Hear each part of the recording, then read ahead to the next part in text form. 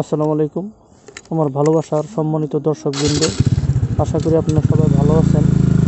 এখন মাগরিবের ঠিক পর আমি একটা জায়গায় এসেছিলাম একটা জরুরি প্রয়োজনে। তো আজকে এখান থেকে আবার ব্যাক করতেছি। তো ব্যাক করা অবস্থাতে আমি আবার ব্লগটা রান করছি। মাগরিবের আজান দিচ্ছি, আমি এখন থেকে কথা বলবো না, আপনারা জাস্ট দেখতে থাকুন, আজান শেষ হলে কথা বলবো।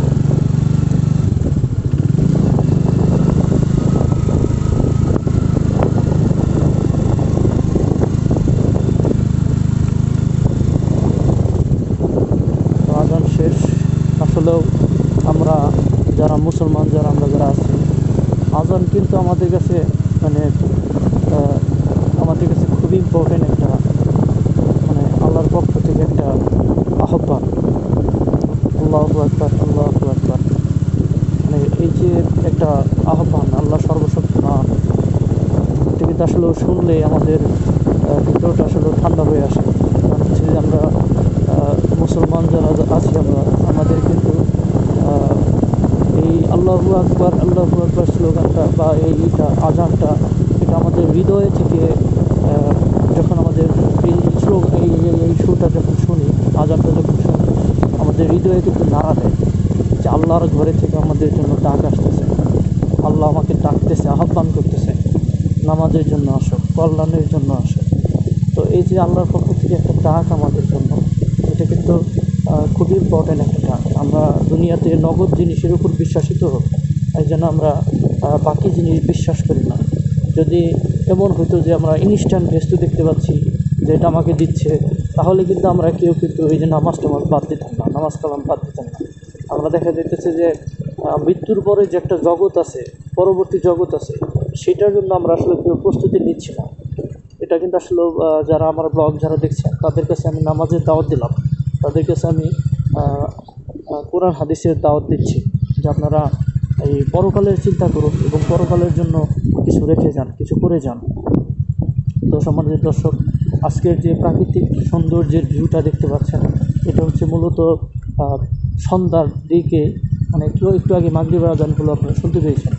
তো আমি এখন রানিং পথে আছি যেহেতু, তো আমি আমার ব্লগের মাধ্যমে আশেপাশে যে ভিডিওগুলো আছে, আশেপাশে যে প্রাকৃতিক সৌন্দর্যগুলো আছে, সেটাই মূলত ব্লগের মাধ্যমে তুলে ধরার জন্য ভিডিওতে আসছি। তো আমি এখানে দেখেছি যে একটা জায়গাতে যারা গৃহহীন ছিল, বাড়িঘর যাদের ছিল না, তাদের জন্য সাবেক মন্ত্রী, প্রধানমন্ত্রী শেখ হাসিনা কিছু আবাসস্থলের ব্যবস্থা করে গেছেন। যদিও তিনি বাংলাদেশ থেকে বিতাড়িত হয়েছেন, বাংলাদেশ থেকে চলে যেতে বাধ্য হয়েছেন, কিন্তু তিনি সব কাজই যে খারাপ করেছেন বিষয়টা কিন্তু এমন না। তিনি অনেক কাজ করে গেছেন যেগুলো অনেক ভালো কাজ করেছেন। যেমন ওই যে আমি দেখাবো আপনাদেরকে, কিছুক্ষণ পরে দেখতে পাবেন যে সামনে কিছু ঘর আছে, সবুজ ঘর, লাল ঘর, সবুজ রং করা, লাল রং করা, এগুলো হচ্ছে গৃহহীনদের জন্য সাবেক প্রধানমন্ত্রী জননেত্রী শেখ হাসিনা এগুলো করে গেছেন। তো যেখানে একজন মানুষের সারাদিন সে যাই করে থাকুক না কেন, সে কিন্তু রাত্রেবেলায় একটা মাথা গোছানোর মতো একটা জায়গা তিনি চায়, মাথা রাখার মতো একটা জায়গা, অর্থাৎ ঘর চায়। সেই ঘর যাদের নয়, তাদেরকে কিন্তু সাবেক প্রধানমন্ত্রী শেখ হাসিনা গৃহের ব্যবস্থা করে দিয়েছে, ঘরের ব্যবস্থা করে দিয়েছে। এটা কিন্তু নিঃসন্দেহে ভালো কাজ করেছে। সব কাজই যে খারাপ করে গেছে বিষয়টা কিন্তু এমন না, অনেক কাজ করে গেছে যেগুলো অনেক ভালো কাজ।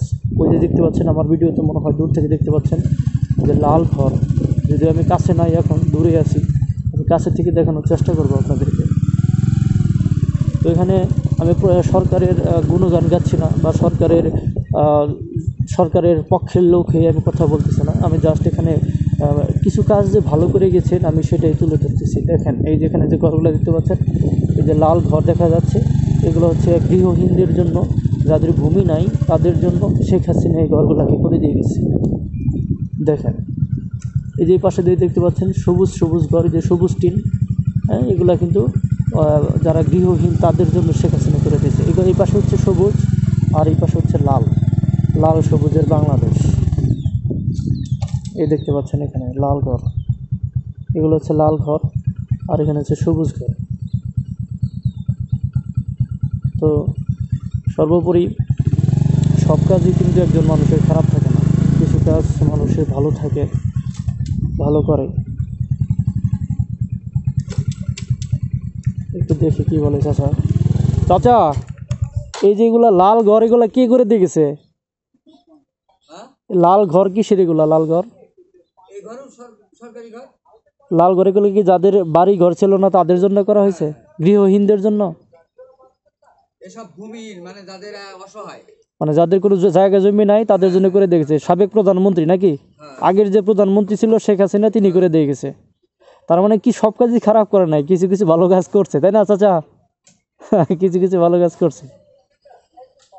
তো যাক, ভালোই। মানুষের রাত্রে সারাদিন সে যাই করুক, রাত্রে একটু ঘুমানোর জায়গা মানুষ চায়। এটা দেখলাম সারা বাংলাদেশেই করেছে। সারা বাংলাদেশেই করছে না? করছে, কিছু কিছু ভালো কাজ করছে আসলে।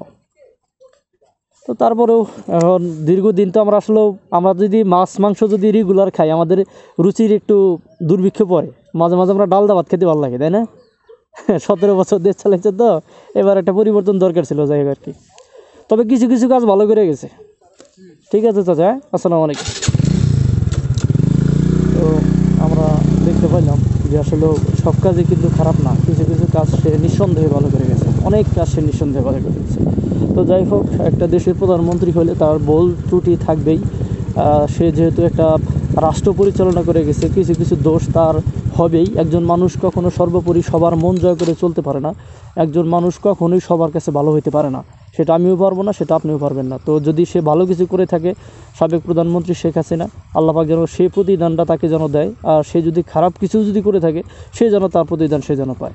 তো সম্মানিত দর্শক, আমি আমার ব্লগটাকে এখানে শেষ করব। দেখা হবে পরবর্তী কোনো ব্লগে, পরবর্তী কোনো সময়। সে পর্যন্ত সবাই ভালো থাকুন, সুস্থ থাকুন। সকলের জন্য সুস্বাস্থ্য কামনা করছি। আসসালামু আলাইকুম।